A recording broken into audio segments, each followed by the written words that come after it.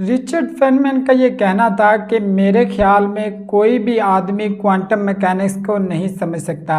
अगर आप रिचर्ड की बातों में आकर क्वांटम मैकेनिक्स से दूरी इख्तियार कर रहे हैं तो आप गलत ट्रैक पर हैं।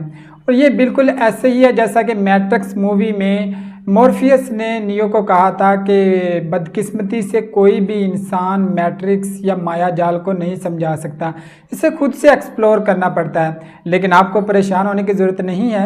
आज की इस वीडियो में हम डीपली समझेंगे कि क्वांटम मैकेनिक्स बेसिकली चीज़ क्या है, इसके थोड़े से बैकग्राउंड को भी डिस्कस करेंगे, लेकिन ओनली सिर्फ हम आज इसका इंट्रोडक्शन ही देखेंगे। आने वाली वीडियोज़ में हम दूसरी क्वांटम स्पिन या बहुत निचले लेवल पर जाके समझेंगे क्वांटम एंगलमेंट क्या होती है, ये चीज़ें समझेंगे। लेकिन फिल वक्त हम सिर्फ ओनली इंट्रोडक्शन समझेंगे कि क्या क्वांटम मैकेनिक्स क्या चीज़ है, किस तरीके से ये फिजिक्स की ब्रांच दूसरी से मुख्तलिफ है, और ये जो बहुत सारी थ्योरीज पेश की जा रही हैं वो कौन सी बेसिस पे की जा रही हैं। सबसे पहले तो आपको क्लासिकल फिजिक्स और मॉडर्न फिजिक्स में फ़र्क पता होना चाहिए।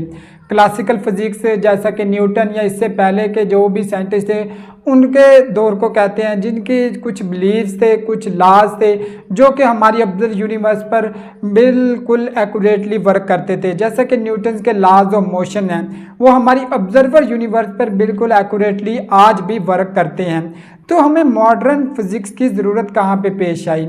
हमारे पास जितनी भी ऑब्जर्वल यूनिवर्स हैं, स्टार्स हैं, प्लैनेट्स हैं, या फिर हमारे जो सामने कुछ बड़ी बड़ी चीज़ें मौजूद हैं इस अर्थ पर, उन पर अगर लॉज ऑफ मोशन आप अप्लाई करते हैं या फिज़िक्स के जो पिछले लॉज हैं वो तमाम अप्लाई करते हैं तो वो बिल्कुल एक्यूरेटली अप्लाई होते हैं। लेकिन फ़र्क तब आया जब हमने ये छोटे लेवल पर जाके चीज़ों को समझना स्टार्ट किया, क्योंकि एटम, फिर उसके नीचे इलेक्ट्रॉन, प्रोटॉन, न्यूट्रॉन या हत्ता कि एक फोटोन को समझना स्टार्ट किया, तब हमें ये चीज़ समझ आई कि जैसा बिहेवियर बड़े पार्टिकल्स का होता है वैसा बिहेवियर छोटे पार्टिकल्स का नहीं होता।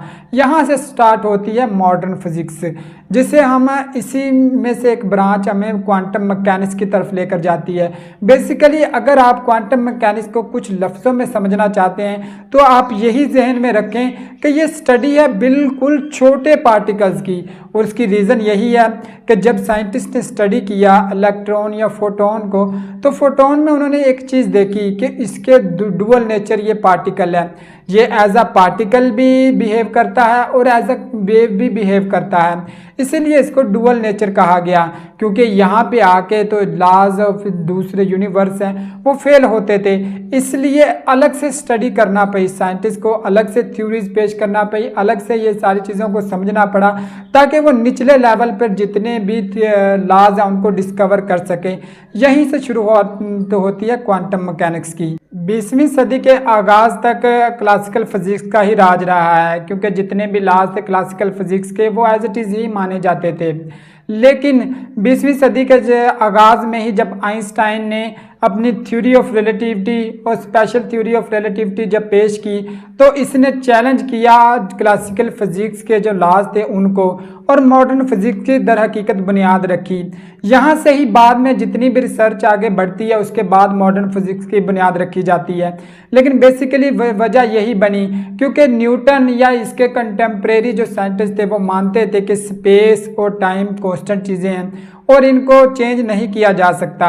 लेकिन आइंस्टाइन की थ्योरी ऑफ रिलेटिविटी ने कुछ अहम पास्टुलेट फ्राहम किए। सबसे पहले तो उसने ये चीज़ बावर करवाई कि दुनिया की फास्टेस्ट स्पीड रखने वाली चीज़ वो लाइट है और ये कांस्टेंट है हर ऑब्जर्वर के लिए, क्योंकि रियलिटी है ना, आम तौर पर हम जिसे रियलिटी समझ रहे होते हैं वो एक इल्यूजन होती है, क्योंकि वो ऑब्जर्वर पर डिपेंड करती होती है। जिस तरीके से ऑब्जर्वर की कंडीशन होती है, माहौल होता है, फ्रेम ऑफ रेफरेंस होता है, उस तरीके की रियलिटी समझी जाती है।